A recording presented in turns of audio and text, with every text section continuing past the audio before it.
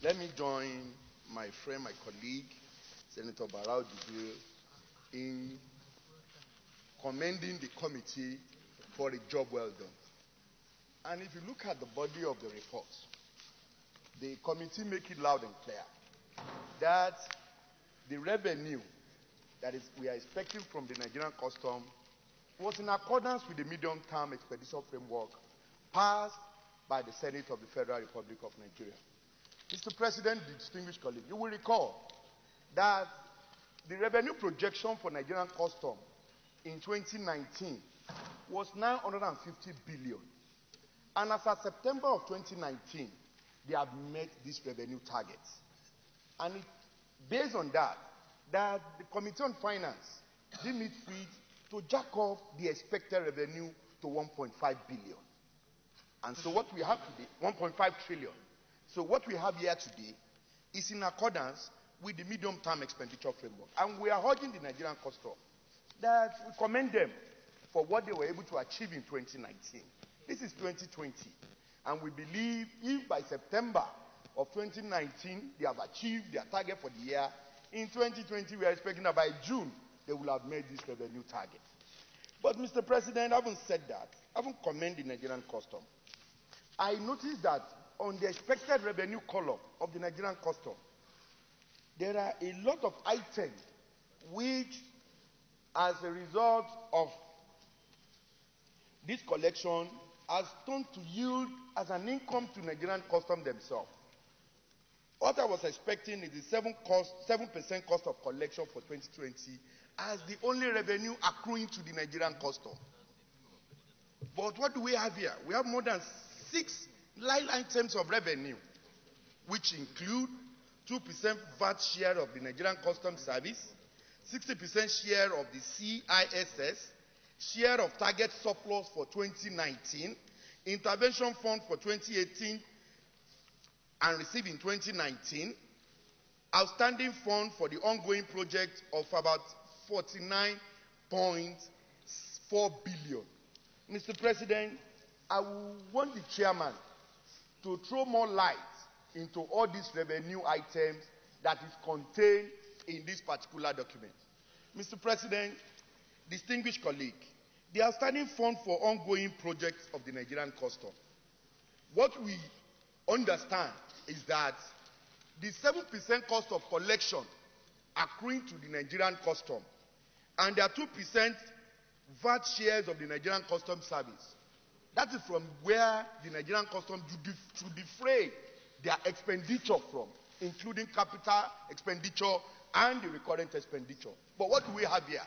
It shows that aside the 7% cost of collection, the 2% share of VAT shares of Nigerian Custom is still collecting money from the Federation account, which include 1, the outstanding fund of ongoing project, 49.4 billion. 2, the intervention fund for 2018 to received in 2019, 17 billion. And the shares of target surplus of 29 of 9.4 billion. Haven't taken their fair share of the 7% cost of collection, 2% share of VAT of the Nigerian Customs Service. Nigerian Custom is still collecting money from the Federation account. And this is one area we should look into critically. Because other agencies of the government that fall under this category, like the Federal Inland Revenue Service, all that accrues to them is the 4% cost of collection. So this is one area I want us as a Senate to look into the nitty-gritty of it. We are not saying they are not doing well. They are doing well. And to whom much is given, much is expected. But what we understand is that this cost of collection that we set aside for them should be the only area of revenue accruing to them, out of which they should defray their expenditure. I so submit, Mr. President. Thank you. Distinguished Senator Gabriel, go back to your seat. Mr. Senate President, my name is Gabriel Suswam, Benue Northeast. Mr. President, Honorable Solomon have touched distinguished Honorable Senator Solomon. You are in order. He transited just like you did, even though you took a longer route. He came from the house. He has touched on most of the things that I want to say. I think, Mr. President, the constitutional responsibility of us as members of the National Assembly is to properly oversight either parastatals or ministries that fall under our areas of jurisdiction as far as committee work is concerned. I think that when such an important responsibility comes, it is incumbent on the committees to properly look at the issue presented to them so that when it comes to the floor, they will be able and be better placed to throw light on why they took the decision they did. And so, like Solomon said, I want to join him. Mr. President, if we look at the items, there's nothing to tell us. I look at item 4 especially. There's nothing to tell us that previously a share of target for surplus. Mr. President, this is too nebulous as far as I'm concerned. You can't relate it to anything. And so I believe that this committee or the chairman of the committee has a responsibility to relate this to something. When you say there are surplus targets for 2019, you don't know what will come, and then you are making a projection that is highly speculative. Now, you go to, well, Solomon has mentioned it, let me repeat it. But Mr. President, I want to align myself with a strong argument canvassed by the chairman committee on finance, that the committee of custom should properly explain this, because there are a lot of gaps. If we go into it, we might not pass this budget. But I think that for us to pass it, let us have a better understanding of this budget. Otherwise, there are gaps. If we begin to go into the technicality of it, Mr. President, this budget will be sent back. So let him explain it. I shall submit. Before, is this report, have you harmonized with the House, or is your own report, Senate Committee? House. Exactly what you have here is what the House presented. Mr. President, I can throw more now light. You can throw more light on the issues raised, and then, or you should listen. You should listen to all the contributions, then you can later. Colleagues, first to thank, just like those who had the opportunity to speak before me, to thank Senator James, Manager, Delta South, Mr. President, and my colleagues. Senator Ali Meneka and his committee. I don't think it has come to that. Is Alimikhena? How can... Please forgive me. Please forgive me. I practically murdered your name. Please forgive me. The senator from Edo North, who is the chairman of this committee, and his colleagues on the committee, they have done a good job. Mr. President, my highly respected colleagues, while thanking him for a job well done, there are some sore areas which must be cleared. I agree that they may have looked at it together with the House, and they have come up with a joint listing, one in the House, one here. But it is Senate of the Federal Republic of Nigeria, and that's why we are considering it as a Senate. So, irrespective of what they have agreed with the House, here in the Senate, we'll look at it as senators of the Federal Republic of Nigeria. Mr. President, the three last speakers, not just the Chairman Committee on Finance, even the Chairman Committee on Appropriation, also alluded to the same fact that this report is too scanty, and that Senate is supposed to know more than what is presented to us. Mr. President, he didn't go into details, but I'm sure that was the worry that he had, or he has up to today. And then the Chairman Finance came out and then gave us details about the areas of concern. And of course, the former chairman of House Committee on Appropriation, these are all finance people. They have all raised very germane issues. Mr. President, my highly respected colleagues, when they have 7% of what they collect as money for them to spend, and they are also looking at the direction of the Federation account, I think that is an area that we need to look at very seriously. Mr. President, just like somebody pointed out, that is Gabriel Suswan pointed out, these are the areas that the committee ordinarily supposed to have looked at very carefully before presenting this report today. Mr. President, I sincerely believe that if this report, as it is considered and approved by the Senate, if I live here and I'm asked one or two questions, I will not be in a position to answer those questions. Mr. President, as a distinguished senator of the Federal Republic of Nigeria, I want to know more than what this report is being presented to us. If that is the view of majority of the senators, Mr. President, so that this report, today is only Tuesday, tomorrow is Wednesday, we have Thursday, and we also have so many other days ahead. This report, as it is, a true country for us to consider. Thank you, Mr. President. Senator Mohamed Adamu. Adamu Aledo, representing KB Central. Mr. President, distinguished colleagues, the committee did a thorough job. In fact, this report would have been submitted to the plenary before we went on recess. But due to the fact that there are 13 gray areas that have not been considered by the committee, we decided to delay it till now. And immediately we resumed, we had extensive discussion on this report. And all the issues raised by my colleagues were thoroughly thrashed out. As a member of the committee, Mr. President, I stand to defend this report. And let me explain. The 7% cost of collection is actually coming from the Federation account. As the chairman of finance said, what was contained in the medium frame expenditure was not up to 1.5 billion, but the 1.5 trillion, sorry, but the finance committee decided to hijack it up to 1.5 trillion. And if you look at it, 7% of that amount is equivalent to 112 billion, 424 million, 425 million, 326 naira, 22 kobo.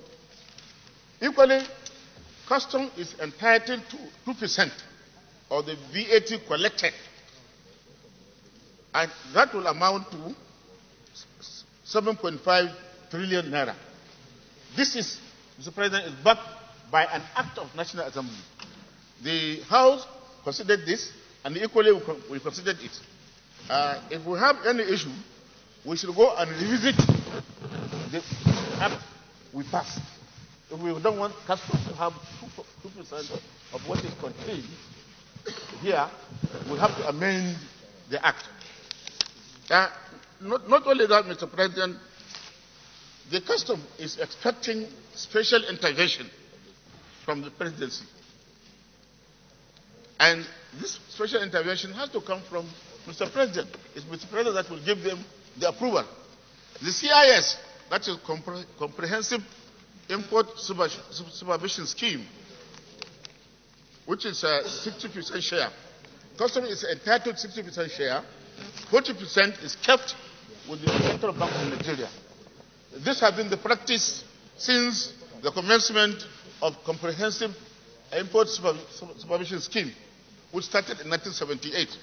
So, Mr. President, this report is proper. We should pass it. And to be honest with you, I must commend the current Comptroller General of Customs for improving the welfare of the Customs Service. Now, a graduate in the Customs Service is taking home close to about 300,000 naira every month. It has never happened in Customs. And equally in this budget, we have seen where a number of places Customs will build barracks and provide accommodation. They will build schools. They will build clinics and health centers for the Nigerian Customs Service officers. Mr. President, this is a new thing in the Nigerian Customs Service. And it's a very commendable effort by the Comptroller General of Customs. And I want to urge my colleagues to consider this report as it is and pass it. We hold customs responsible for the lapses at the border stations and even at the sea. If there is any revenue leakage or blockage, we hold them responsible because we have given them all what they want. To whom much is given, much is also expected. So the customs service must perform optimally. And for this reason, I will urge my colleague to please accept this report and pass it as it is. Thank you, Mr. President. Senator Albert Basia, Kobo North East. Mr. President, let me equally commend the chairman and members of this committee for doing a good job, and also commend Senator Lero for actually coming into the rescue. Mr. President, the 7% cost of collections was only an incentive to encourage customs to collect more revenue. Because if you look at this report as submitted, Mr. President, that cost of collection is completely eroded by the personnel costs and the overhead costs. You look at it. Because between the personnel cost and overhead cost is about 120 billion naira, and the cost of collection is only about 112. So definitely, in my days in the Federation account, Mr. President, custom always draws from Federation accounts. And like Senator Alero has said, I believe that we have confidence. You have confidence in your committee, and we equally have confidence in our colleagues, and we believe that they have done an extensive work. This submission, Mr. President, I believe is still a proposal and a projection on the basis that will guide their expenditure for a whole year. And you have stressed extensively on the need for committee to ensure effective and aggressive oversight. So, Mr. President, I think the honor should be on the committee to ensure that the report as submitted in line with the budget items are strictly adhered to, and the revenue are pursued, the expenditure are effectively monitored. And at the end of the day, like Chairman Finance has said, by September this year, we have established a comprehensive trend of events on both the revenue side and on the expenditure side. So I believe that based on the confidence we have in our committees, the Senate should be at liberty to pass this report. Thank you, Mr. President. President, my very distinguished colleagues, I'm Senator Matthew Rogide. I represent the Edo South Central District.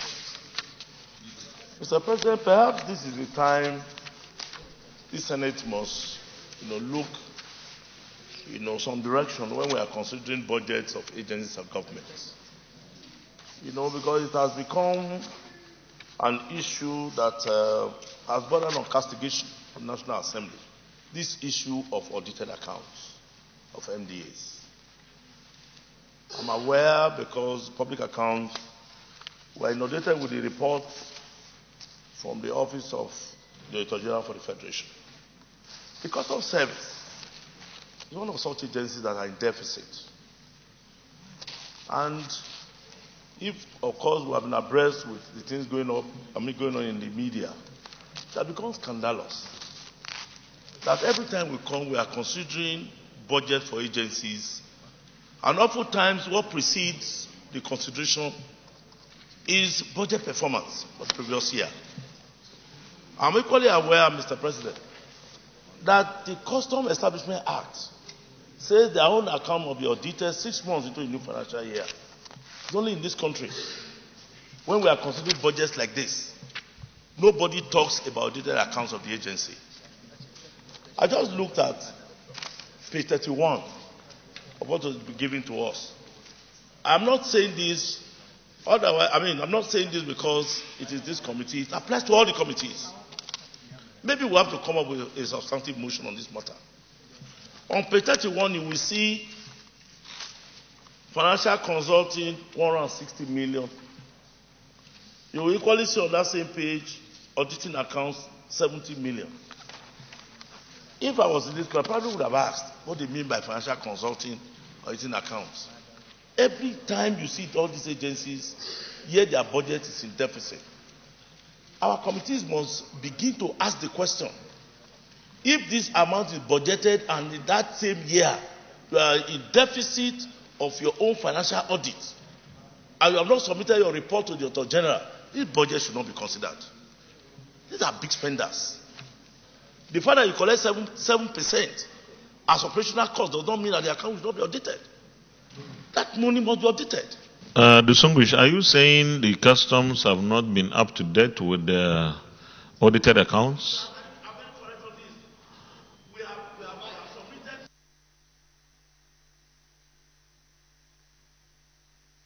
A report to the Senate, and we are bringing another report to this next Senate of 450 agencies of government that were looked into. All of them, virtually all of them, are in deficit. Less than 5% have submitted their audit. In other clients, Mr. President, it doesn't happen unless the organization is inept in terms of management, or that the organization has become moribund. For us to keep considering these things, it aches my heart that these agencies don't audit their accounts, and we keep coming here to give them money year in, year out. I think we have to change our position. Thank you very much, Mr. President, and my distinguished colleagues.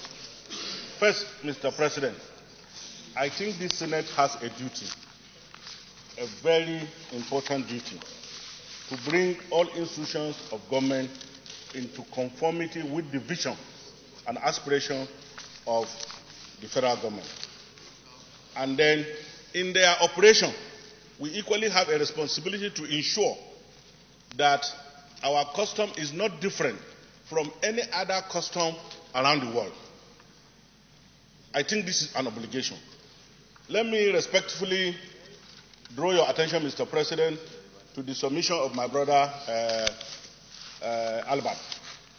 When a committee is tasked with the responsibility of doing a job in Parliament, and the same rules of Parliament in their wisdom say that when that committee finishes its job, it should come back to the Senate. It is on the assumption that 109 heads will be better than 10 or 11.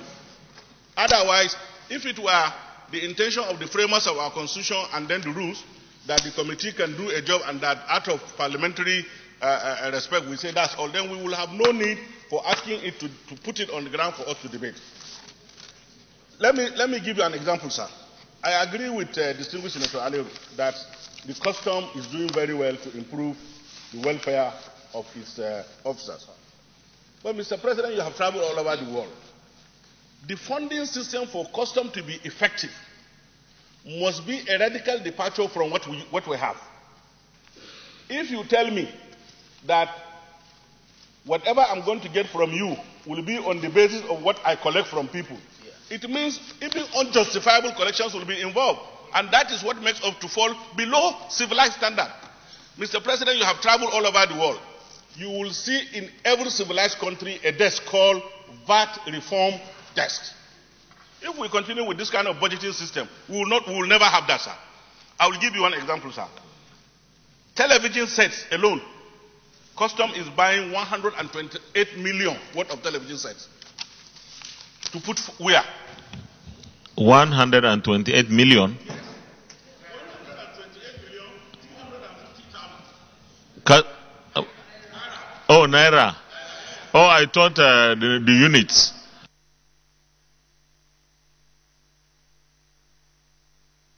Billion worth of vehicles. That's what we have here, sir. And then come to what is called computer and information technology. They are only buying. So, sir, you can see that there is misplaced priority. Because if we are to engineer our custom along the line of civilized standard, there is no how this parliament can sit down and look at this and say that we have approved this kind of budget for that kind of institution. Let's be honest, let's be sincere, sir. So I am of the opinion, sir, we cannot continue to do what we call the more the thing changes, the more they remain the same. What we should be doing is to bring our institutions into conformity with what can give us results, what can give comfort to the public, what can make the country proud. And I think that as far as I'm concerned, sir, with due respect, we cannot continue to condone this kind of situation on the floor of this Senate. We must stamp our feet, and that is the only way we can be seen to be working on the path of justice, love, and charity to one another. And I am of the opinion that this job ought to be taken seriously We have to look at it seriously, sir. Look at the expenses. Completely different from, if this money is going to personnel, I would have been happier. But if somebody, my constituent, now stop me on the road and say, I have approved 128 million for people to buy television set, under this, to see what? Are you working or you are watching television? And what about the ones we bought before? They are monitors. Mr. President, I think... Senator Sabi. The point I just want to make is, considering the budget before us, the bulk of the work is having to do with the renovation and rehabilitation of custom barracks. And I think this is commendable. However, given some information that we are privileged to have, it is becoming very clear that some of this renovation work are just being done at the surface. Leader. Some of this renovation work are being done at the surface. So the point I want to make is, as good as this might look as a proposal before us, I will want to state that the committee needs to take note of this particular issue, because on the field, when you travel around and you see custom barracks, to my mind, it is something pitiable, it is uninhabitable, and it does not befit the kind of comportment you expect an officer to have when he comes to rest. Because the custom barracks are made for them to come and rest when they are not on shift duty, because custom work has shift. You walk up to a particular point, go back and rest, so that other people take over from you. So if we are spending this kind of money, what we have seen in reference to what Senator Balana Allah was talking about in other civilized climes is the fact that you should see a place that is befitting of the officers, so that you can hold them accountable. I thought I should make this particular point.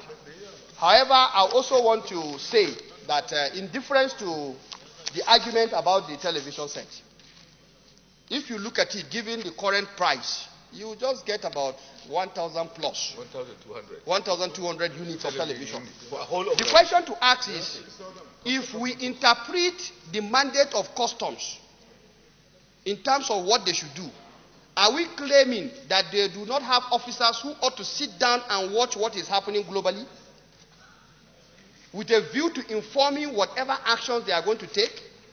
To my mind, I think it is. So maybe this might be the reason why they are having the need for this. Whether it is appropriate in terms of those who are going to do this job is another thing entirely. And I think that is what the committee should look at, in terms of looking at the point he has raised, to make sure that we properly guide these people in terms of the expenditure. Thank you. Senator Bikule Amosu.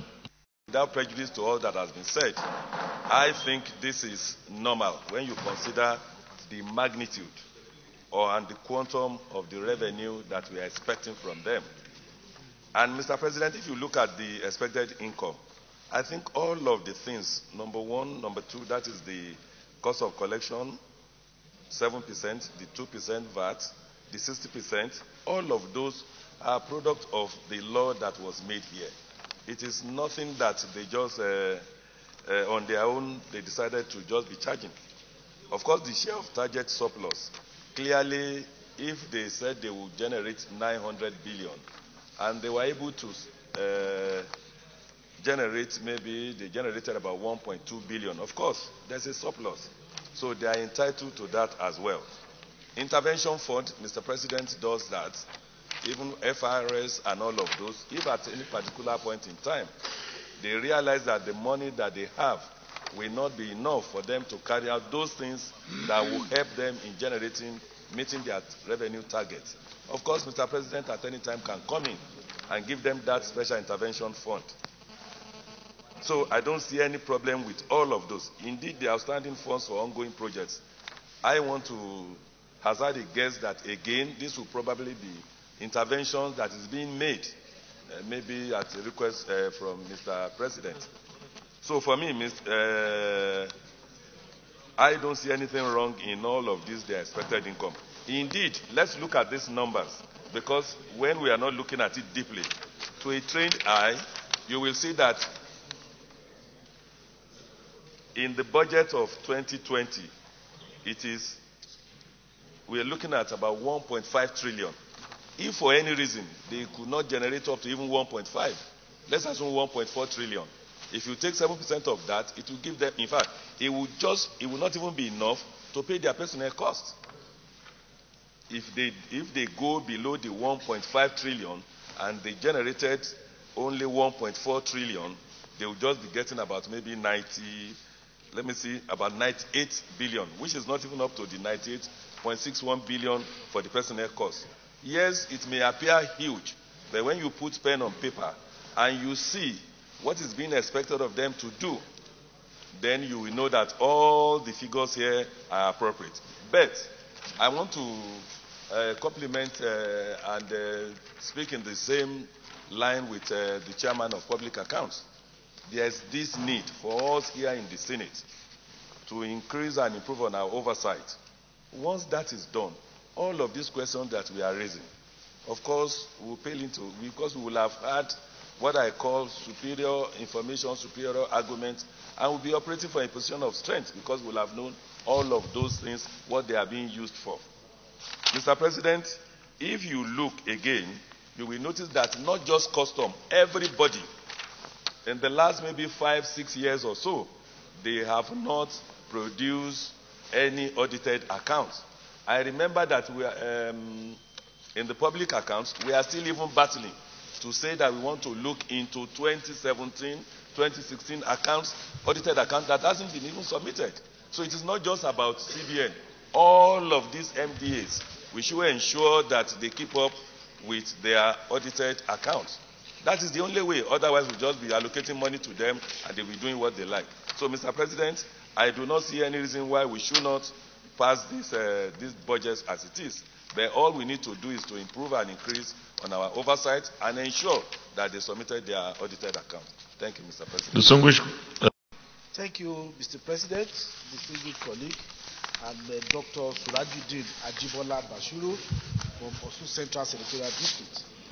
With respect, I've been looking two issues. One, the targets that are always being said to be surpassed by the customs and excise. Who sets that target?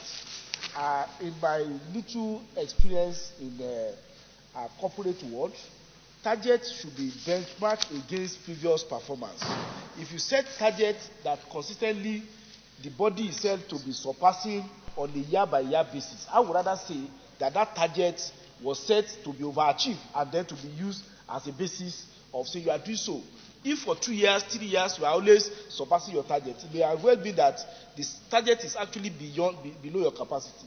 Secondly, on the issue of the budget, I think in as much as we have deference for our committee, I would rather go and be in support of what my learned friend, Senator Nanan, has said. We also have the benefit of looking at this and then see what comment we can make in this regard. And with respect to my leader, Senator Amosi, yes, it's a revenue generation agency. We have so many targets, we have done so. But in the context of looking at the overhead here, the question that have been asked by even jurists in England when they are considering the objective vis-a-vis what is quoted. One of them said it even in a very jocular manner. He said business does not say there should not be coke and ale, but the coke and ale must be for the purpose of the business. Looking at many of these areas of overhead particularly, are they for the purpose of enhancing capacity to be able to earn more? If the answer is yes, I would definitely agree. But with respect, the committee may as well look at failures head. I don't want to read out because of misinterpretation that people may give it to in public. May look at it them that are these heavily loaded overhead, are they incidental and necessary for the purpose of achieving the revenue, increased revenue that all of us will benefit. And one of the challenges we also have is this. There's always the tendency that when a revenue agency is involved, we give them latitude to spend our money as if the money itself is from them. So the question I would rather ask myself, if the Customs Service that is projected to be a semi-autonomous agency, and that is the basis of the incentive and the VAT collection being given to them, if they are to run on the basis of business principle, would they have made allowances for all this overhead that is Annex 2 of this document? That is my submission. Thank you. Senate Leader. And I think the explanations that have been given by distinguished Senator Aleru and distinguished Senator Albert Bassi, and also the clarifications that have come from discussions that have been made by Senator Amosun and Senator Sirajuddin Ajibola. And myself, your neighbor here. Yes, clarifications. I said clarifications. Say clarifications that have been made by him and also by my distinguished friend, the deputy, the acting chief whip of the Senate. I think it's enough to come to closure, to this particular debate. I think proper explanations have been made. And going forward, I do think the issue that has been raised by the distinguished Senator, the chairman of the public account, is a very, very germane matter. Going forward, I think from the next budget, I think it's good for the public accounts and also for this Senate to come down hard on all these institutions to ensure that all of them are given that window that is between now and the next consideration of their budget, to make sure that all their accounts, the public accounts, are audited. This will give us the dimension on the basis of which we can be able to question the efficiency of their operational and their efficiencies and their operational capacities. Now, when we go and look at the figures, on the open side, you will see that when we talk about a vehicle buying something for 128 million televisions, it will only come to about 1,200 televisions. And given the size of Nigerian customs, that's not much. 60 billion for vehicles, given the type of vehicles that you require there, it will only come to 1,300 or so vehicles. So really, when you really go down to the cost, we should not look at the figures really at their cost value. We should look at the amount of money that we need to purchase these items and the capacity and the size of the institutions that we are talking about. We are talking about institutions that are of a high size. So the major issues that I can really pin down to on this matter, sir, is that let's get these institutions to present to this Senate the audited accounts at the end of each year to ensure that those audited accounts are presented to us before we consider any of the budgets that they are going to use henceforth. And the second issue is for us, Mr. President, to look into the size of our institutions, to ensure that just the quantum of amount of money will also look at their own responsibilities before we reach conclusions, about some of these issues. With this, I beg my colleagues to please limit the debate at this point so that we can continue with other areas. So I request the chair, with the support of my colleagues, if they do, maybe with all the due respect to my brother, Sir James Manager, to please put the question so that we can make progress on this issue. In view of what the Senate leader has spoken, I support that we pass this budget, but at least appeal to the members of the committee to do oversight properly. In some of the projects that are already in the budget needs to be oversighted well. I think that's my contribution. I assume that this is the general feeling. Senator Francis Adenigba, I didn't call you because this is your report. You are the vice chairman of that committee, so already the chairman. No, we will put the question now. There is only one recommendation. There is only a recommendation, and that the Senate do approve a total sum of 238 billion 149 million 325,832 Naira 70 kobo only for Nigeria Customs Service for the 2020 financial year. Those in favor of this recommendation say aye. Those against say nay. The ayes have it. Distinguished colleagues, let me thank you for the various interventions. And let me also reiterate the points raised by some of our colleagues. This is a revenue generating agency. The Customs Service is a revenue generating agency. Last year, the report said they performed so well, they even collected above the target.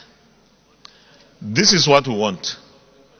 So if there is anything we will be doing is to encourage our revenue generating agencies to perform. We should be giving them incentives even where there is none, actually, so that we're able to get more and more resources. And I believe that from those of our colleagues who had served in the customs, I think we know that there is improvement in the customs service today.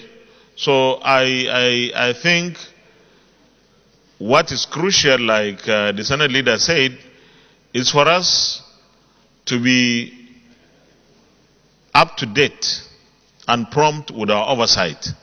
All those expenditures that are expected to be done, we should be able to understand how they are done and when they are done. The second aspect is the audited accounts.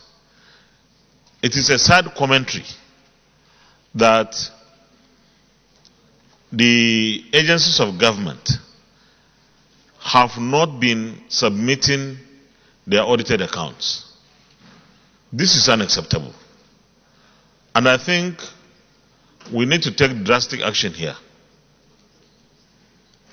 This is a new dawn. We have passed this budget this year, last year. The operation or implementation of the budget has started.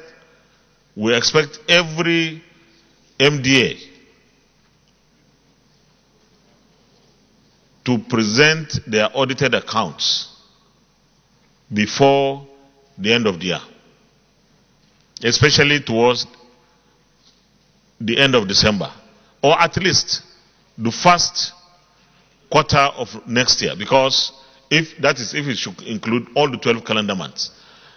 If any agency refuses or fails without any cogent reason, we have every reason to take a drastic action when it comes to appropriation. Because not to account for what you are given in the previous year is to say that you are not prepared to take a new budget. So I'm advising the MDS, especially those that are not up to date with their audited accounts, to do so. Because we could decide as a National Assembly to take punitive measures against agencies of government that are not up to date with their audited accounts. With that, I want to thank all of us for the interventions. Leader of the Senate.